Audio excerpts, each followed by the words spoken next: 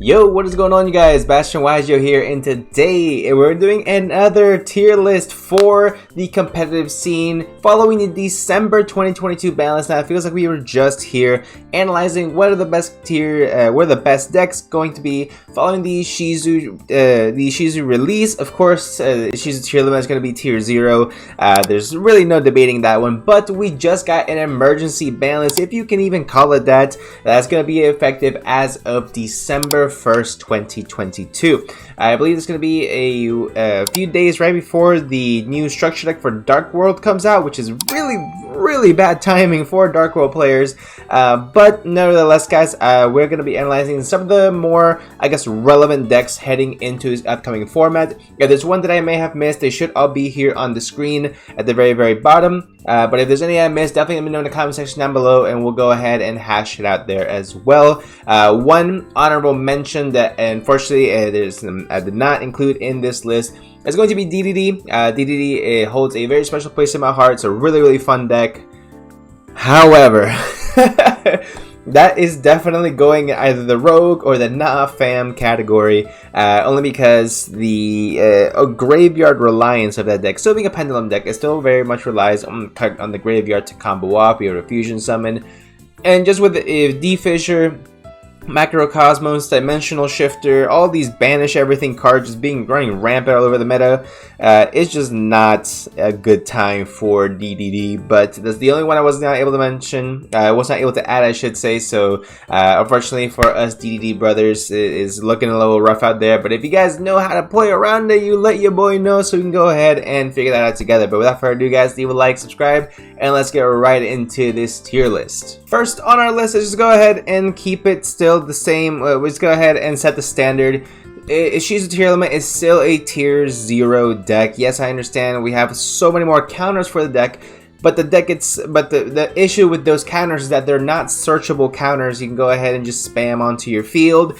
They're not reliable. They're not good going second. You got rid of Mystic Mine, which again, thank you Konami, I'm not complaining, but was probably the best floodgate going second against this deck, unless they have the Heartbeat. But even with Macrocosmos and D-Fissure, they're probably not even playing Heartbeat anymore, so which leaves them even more room for better, more consistent cards they can go ahead and play, and it just goes on and on and on. I still believe tier Shizu is going to be a tier 0 format for the next few months, at least until we get Cash Tira, Cash Money, and when that deck comes out, it will most likely be taking over the complete meta. But again, I'm just speculating right now, just based off what I see on replays, things like that. I have not been able to test out with the Cash Tira deck as much as I want to. So before I start making any bold claims, please take everything I say with a grain of salt. But definitely still going to be a tier 0 format. So I mean, really, it only lost Herald of Orange-Light, which a lot of the high tier decks aren't even playing anyway. So is it still playable at 1? Yeah, I would still play it at 1, just because there's still that one-off chance you can sack your opponent and completely go off with your entire plays. So with Shizu tier element still being tier 0, Herald of Orange-Light still being played. If you play a 42 card deck, congratulations, you're not playing a 40 card deck, but it can easily be replaced with more Screams, or maybe another Crime, or maybe another tier limit name as well. Next, we are going to be tackling, let's go ahead and tackle just the top meta decks for right now. As second place on this, actually, I want to go ahead and put Floowandereeze at a 0.5 list. So the thing with Floowandereeze is that Floowandereeze itself is, I have a love-hate relationship with this deck because it is Brick City for me, but it's like playing Domain Monarch, right? It completely counters the current meta deck. You can main deck D-Fissure, you can main deck Dimension Shifter, you can even main deck Macrocosmos in this deck, and you're gonna be just fine. Issue is that it's a lot less consistent than, surprisingly, the RNG deck of the format, which is Tearlaments.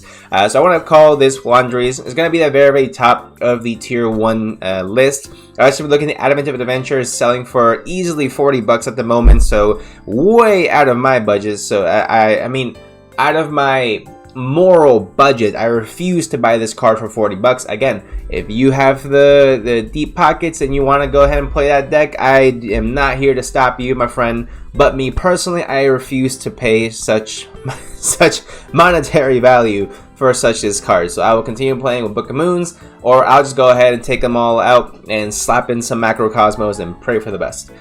So definitely Floowandereeze is going to be a very top of tier 1.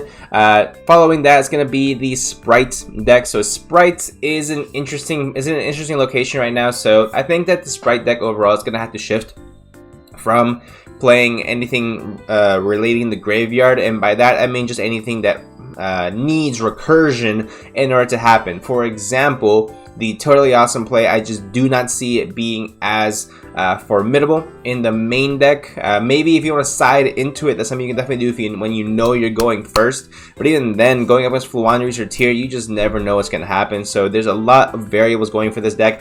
Don't get me wrong, it's still very consistent. It's still put up some pretty nasty boards. It has fantastic follow-up game as well. I mean, I've nothing but fantastic things to say about Spright. However, the issue being is that with this current format, you either counter the graveyard or you play heavy into the graveyard. If you play heavy into the graveyard, you play Keldo and Medora to shuffle stuff back. For example, like the Madolche deck, which I'll talk about in just a little bit. But Spright doesn't do those things. It's kind of in a weird spot. I'm still gonna go ahead and put it at tier 1. I would still play Floowandereeze over Spright in this current format, just because it plays all of the things that we just received from Konami. It can play Metaverse to play Necro Valley. It can play D-Fissure and Macrocosmos. It can play everything that the Konami gave us to play with, except for the Ptolemaeus or whatever that card, the rank 4. It can play it with the greatest of ease, and it's absolutely amazing. So I'll still pick Floowandereeze over Spright at the current moment. So with that being said, guys, nothing's changed as far as the initial top 3. There are going to be a little bit of mix-ups here and there, though. Now, next deck I want to go ahead and touch on is as Cali Effect says, the BBW deck, the Tri-Brigade or Tri-Brigade Lyrilusc Bird Up version. We did get Lyrilusc starting the Recital Starling, I should say, back to 2, which adds a lot of consistency to the deck. I'm gonna go ahead and put this in. I see the issue is I want to go ahead and put it in tier 2 because everything is so graveyard reliant that not a lot of people are going to be playing Imperms, Veilers to go ahead and negate your Tri-Brigade names on field. So those should be able to go off. The only issue is that, again, with so many cards that banish and prevent you from accessing your graveyard or activating effects in the graveyard, it prevents the Tri-Brigade names from hitting the graveyard and activating their effects to get you more consistency. So I'm going to go ahead and leave it as tier 2 deck. It has a lot of firepower now that Recital Starling is back to 2. You can go into your F-Zero plays, back that up with Ensemble Robin really easily. I'm actually really excited for this deck in the future to start to build this deck again. I'm really excited for it. So definitely be on the lookout next week for that profile. But with all that being said, I'm gonna go ahead and leave it at tier 2. There are a lot of concerns with the deck itself. Not with the deck itself and the consistency of it, but just the overall format that we're in. Like I said, you're either all in on the graveyard or you're completely countering the graveyard. And this does a little bit of an in-between. I would probably recommend playing a little bit more a few more Tri-Brigade Revolts. I know the Bird Up version usually just played like 1. But given the current circumstances, probably more might be the better way. Just because if all of your stuff gets banished, or maybe siding into them, just because all your stuff gets banished, you can still special summon them with Tri-Brigade Revolt and go that way as well. So Tri-Brigade or Tri-Brigade Lyrilusc is both going to be tier 2 decks. Next up, guys, I have Sword Soul. Sword Soul is the deck that just keeps on giving. We have every single card in this deck's gotten reprinted, so it should be extremely easily accessible. Even Baron de Fleur is getting a reprint in the next 2-3 months, but you're probably going to want to play that deck before then, because this, I believe, is a tier 1 deck. Why would I believe Sword Soul is a tier 1 deck?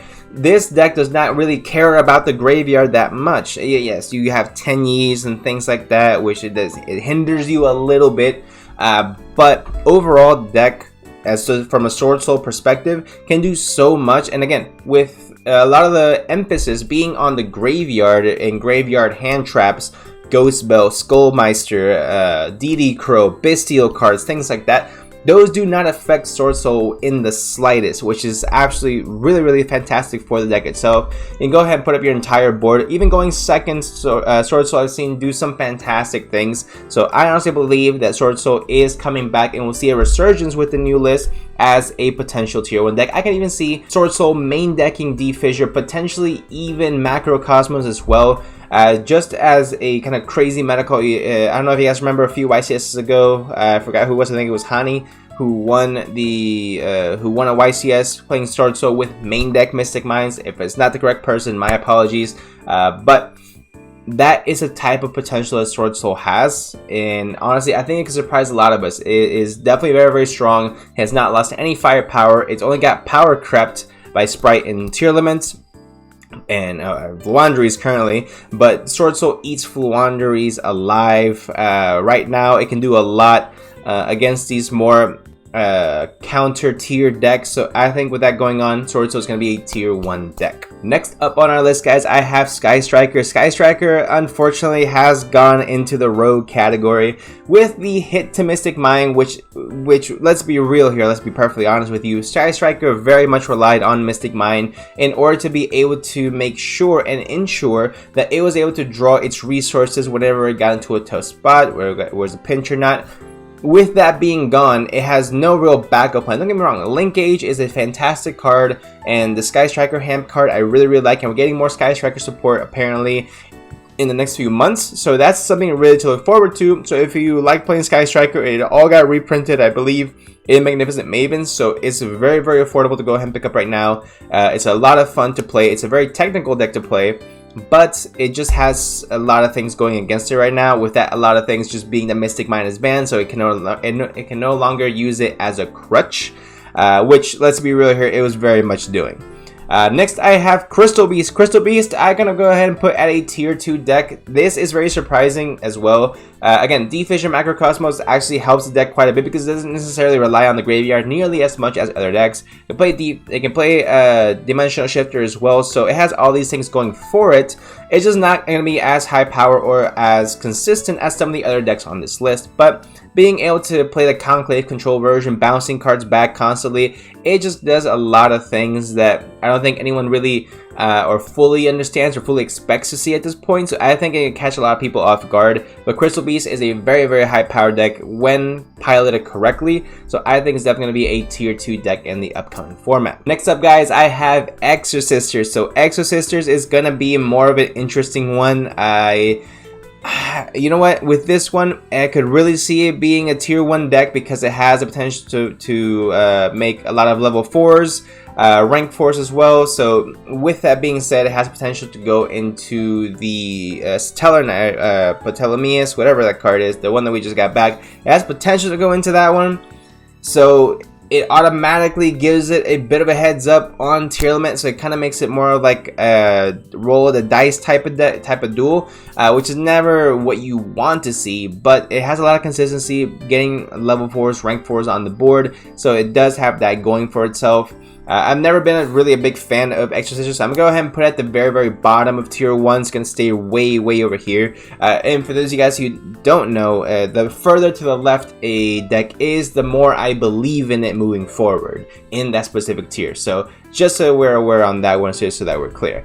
Exosisters tier 1. But there's the lower end as well. Next I have Madolche. Madolche did quite a bit, and I've seen a lot of people actually start playing this after the YCSs have actually shown this deck off quite well. I'm gonna go ahead and put it at tier 2 though. Only reason why is that I believe Madolche takes a very good pilot in order to play correctly against the tier Shizu matchup. It can be a very intellectual match if you have two really good players. So with Madolche, it's not a deck that can necessarily carry you. It's a deck that has some lengthier combos than most, has a lot of moving pieces, and that's the only reason I'm going to go ahead and put it at tier 2. But I think that if it's piloted correctly, if it, this is definitely above these two. Let's go ahead and put that put that right there. So I think with the right pilot, I think in the right categories, in the correct regional, maybe in YCS, I could see it definitely topping. I could potentially see this deck, because this deck also plays the Keldo and the Medora in the deck as well. And the Vernisylph cards being able to just have that much more consistency to always have a Ishizu card in the graveyard, that way you can always shuffle back everything. And you can always just D-shifter during your opponent's turn, because that way it gives you more of a surprise factor. They don't see it coming. So when you shuffle everything back, leaves your graveyard wide open, which then you can D-shifter as well. So that's why I really like Madolche. And plus you're putting cards into your deck, which is kind of what Madolche does anyway. So you have so many things going for yourself as a Madolche player. So next up on our list, I have Branded. So Branded, Bestial, Despia, all these types of different combinations of them. I think this is going to be a higher on the tier 2 deck. I'm still going to put Madolche in front of it. I've seen people play with this with more of a banishing style, not being afraid to play shifter, things like that. I think that's a little chaotic way of playing. I definitely like the deck. Again, it's getting reprints with Guardian Chimera in the next few months, so it's definitely something to look forward to. But overall, I think Branded Despia is gonna go ahead and leave it as a tier 2 deck. I just believe that the other decks above it are just a little bit more capable in the current format, a little bit more again, in order to be considered a tier 1, tier 0 deck at the current moment. I do not believe you can be at that level unless you are specifically aiming to destroy the Ishizu matchup, which I do not believe Branded Despia does as well as all the other decks that I've currently mentioned. Let's go ahead and put up the Rocket Dragon Link. This is actually going to go in the Rogue category. No, you know what? No, it's going in Nah Fam. Look, for all you Dragon Link players, I hope you prove me wrong. I love this the combos that this deck does. I love the reliance of the fan base of duelists that enjoy playing this deck. However, we're in a format where everything's getting banished, just getting sent to the graveyard, and with these is heavy reliance on the graveyard and being able to bring stuff back constantly, and banish, darken a light, and special summon something else. That's crazy. And look, I just don't think Rocket Dragon Link is going to be the format for it. I'm sure that in maybe 2 or 3 formats, once all this nonsense is gone and we're stopping being so graveyard reliant, then I can see it going back up in the tier list, but I just don't see it happening right now. A deck that I do not have that much experience with, but I did see in play is the Naturia. Naturia clearly can go ahead and hold up its own. I mean, it got top 64, I believe, in the most previous YCS in Dortmund. So it can clearly hold its own. I don't want to say too much on this because I do not have that much experience with it. I believe you can synchro summon your opponent's turn, so that's really cool. And you can definitely, I believe you can also use like the Ishizu cards as well, or with Runick. So I'm not gonna say too much on this. I mean, clearly it can hold its own. I'm gonna go ahead and just leave it at tier 2 for right now, because I believe the only reason that we saw Naturia in top 64 was simply because it was able to just surprise everyone, because no one knows what Naturia cards do. I don't know what Naturia cards do. I just saw this card for the very first time when I saw the man's deck profile from top 64. So I'm just gonna go ahead and be honest with you guys. I'm gonna go ahead and leave it at tier 2 only because I'm not very familiar with the deck. So that's where I feel comfortable. So next, I'm gonna go ahead and let's go ahead and tackle Runick. Now that we're talking about it, Runick is unfortunately a rogue to Nah Fam deck. I'm gonna go ahead and put it at Nah Fam. Okay. Yes, you could have, obviously I just mentioned you're able to mix it with Tearlaments, you're able to mix it with Naturia.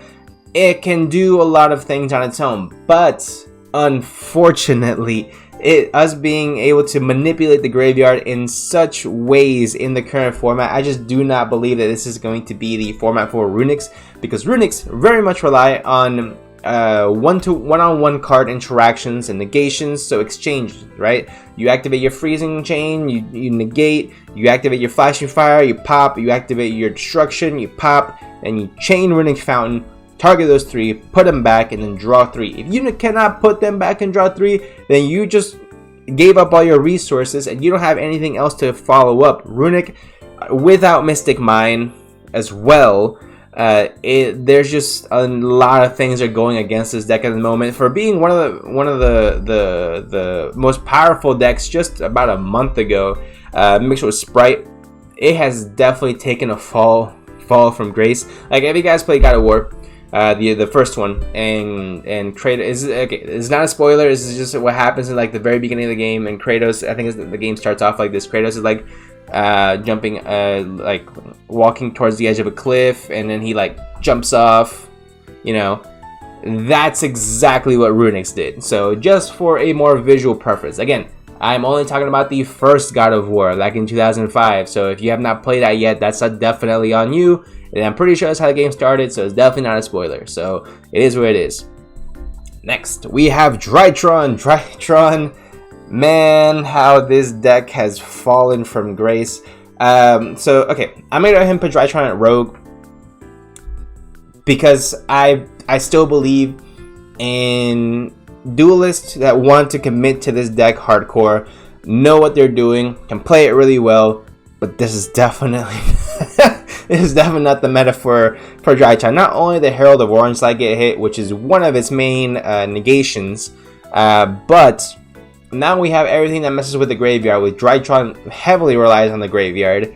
We have Bestial cards, Macrocosmos, D-Fissure, D-Shifter. I mean, the list just goes on and on. I mean, we have people playing Spright with Mass Change 2, so they can go ahead and summon Dark Law. This is not the format for Drytron, but I still gonna put out a Rogue deck. I still think, you know, it can definitely top locals.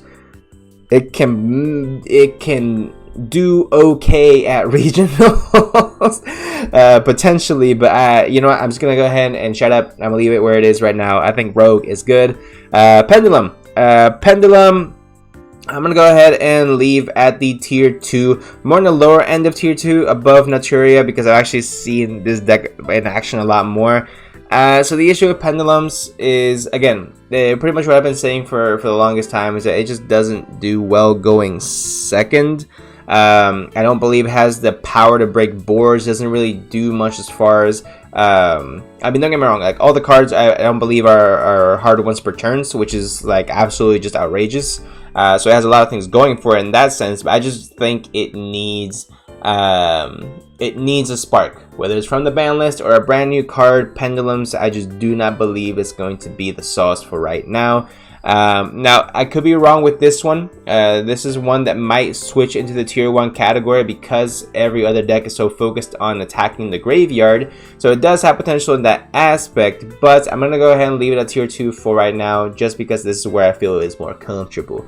Next, we have Rikka Sun Avalon. Rikka Sun Avalon, I actually think is a really, really cool deck. If you guys have not seen Winter Chills series with the Rikka Sun Avalon, definitely go ahead and check it out. He wears like the little camera, and you can see all his plays, so you can see get into the mind of it. I think this is definitely going to be you know what, I want to go ahead and put it in tier 2, just because I I very much do not believe anyone really knows how the deck works still.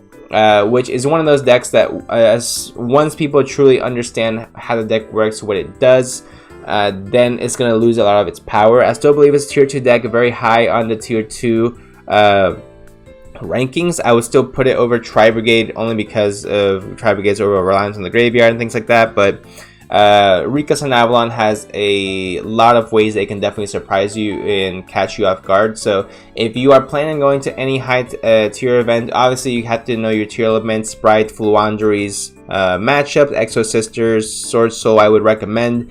I would also highly recommend studying the more complicated decks, more complex decks in the format, like Rikka Sun Avalon as well, just so that you're not caught off guard in round 1, 2, 3, or 4, when you are most likely going to be paired up against some random deck, some Drytron player, some Rikka Sun Avalon player, and then you get caught off guard or with your pants down. You know, it is what it is. So next we're going to be tackling Labyrinth. Labyrinth is still going to be a rogue deck. This, look, as cool as the art type might be, as nice as the artwork might be, to catch my drift, with this deck, it doesn't do enough. Yeah, I hit my microphone. If you heard that, I'm sorry. It just doesn't do enough. It's a very slow deck. kind of only works going first. Yeah, that's pretty much all I got to say about that. Actually, you know what? Yeah, I'm gonna go ahead and leave it at that. Dark World with the brand new structure deck is actually gonna be a nah-fam. There's nothing this deck can do with the current attacking of the graveyards. I'm just gonna go ahead and be straight out about it. Don't get me wrong, I'm still gonna go ahead and put out deck profiles on the of the deck, see what we can do to play around it. Maybe I'm over exaggerating its overall reliance on, you know, graveyard interaction, things like that. I could be very much wrong. But as my current impression of how the format's gonna go, this is definitely gonna be a nah-fam deck. I just do not see it doing anything with D-Fissure, Macrocosmos, D-Shifter, Dark Law running rampant, Bestials. There's 5 no-nos against Dark World, so I just don't see it doing that well, guys, to be perfectly honest with you guys. Also, if a lot of the cards say, you know, both you and your opponent discard, which then your opponent, if they're playing Tearlament, gets to discard and send their cards from, you know, from their hand to the graveyard via card effect, which then, you know, they get all their shenanigans. So, you know what? Nah-fam. No. Gran Maju, on the other hand, is an interesting deck. I want to go ahead and say this is probably going to be, you know what? With the amount of graveyard banishing in the current format, I'm going to go ahead and put Gran Maju as a potential high-end tier 2 deck. I really want to put it as a tier 1 deck. I am not brave enough to put it as a tier 1 deck and get roasted for it. So I'm going to go ahead and put it at tier 2. The thing with this is that it doesn't really have any big effect negations. So it's really much just going to be slap Gran Maju, attack, and then just hope for the best. Hope you don't run into a magic cylinder, which has happened. So, you know, you gotta watch out for that. So with Gran Maju, I think it's gonna catch, again, it's gonna catch a lot of people off guard. But it's something that you definitely gonna have to prepare for with all of the banishing cards that have just been released to us. I mean, it's absolutely insane. I mean, this deck is gonna consist of Pot of Desires. You can play Pot of Prosperity. You can play Eater of Millions. Obviously, Shifter, Cosmos, Fissure, everything that banishes. So this deck actually has a lot of firepower, and I would be very, very scared to go ahead and get up against this deck. Zoodiac is a interesting deck. I'm gonna go ahead and put it as a tier 2. I think it could potentially come back with cards like D-Shifter in the main deck, potentially, just because summoning Zeus for free, essentially, can still win a lot of games, as long as everything being sent to the graveyard is actually being banished instead, and you punch them in the face directly for 3,000 damage constantly, back to back to back. I think Zoodiac is the deck that just won't die. Not only that, it's an entire archetype made of level 4 monsters, so there you go. He has another type of way you can go ahead and combat the current format, making that rank 4. And on top of that, Tenki is now at 3, making this extremely consistent, or not extremely, but a lot more consistent than it once was. So we have that going for us as well. Next, I'm going to go ahead and end the video, guys, with 2 of my favorite archetypes that I've played in my life. Trickstar and True Draco. I know everyone hates True Draco and Trickstar. It is what it is. Hate me if you want. I absolutely believe that True Draco is officially a tier rogue. It's going to be a rogue tier deck. I put it above Zoodiac and above Labyrinth because True Draco can play D-Fissure, it can play Macrocosmos, it can play Shifter if need be, because Fissure and Cosmos are continuous spells and traps, which if we need to turn them off, we just tribute over them. But other than that, we can just sit on it and we'll be happy to go ahead and continue on with that. So I definitely believe that True Draco can come back as a rogue deck. The second we get Masterpiece back, it is over for all y'all. I'm coming after everybody. But Trickstar is definitely going to be a nah-fam, unfortunately. Look, okay, I love this deck. I want to make sure I give it the praise it deserves. However, this is definitely not, it's just too slow. It's just too slow for the current format. Even with Metaverse at 3, I've been testing it and it's just not where I want it to be right now. I am going to be putting out deck profiles from Trickstar and Runick Trickstar. If you guys want to see and check them out next week, make sure you turn on notifications for that. So I'm going to go ahead and I have to do a lot more testing before I bust something like that out, though, just because I want to make sure I get you guys the best product possible. But if there's any of these decks that you specifically want to see, definitely let me know in the comment section down below, guys. Hope you guys did enjoy these discussions. If you stuck around this long, you guys are the real MVPs, and I appreciate each and every single one of you. Leave a like, subscribe, guys, and I'll see you guys in the next one.